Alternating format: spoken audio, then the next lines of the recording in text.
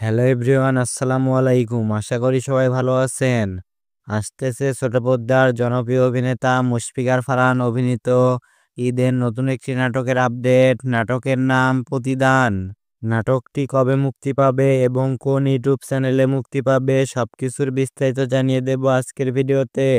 প্রতিদান শিরোনামের নাটকটির গল্প, চিত্রনাট্য ও পরিচালনা করেছেন শাহ মোহাম্মদ রাকিব।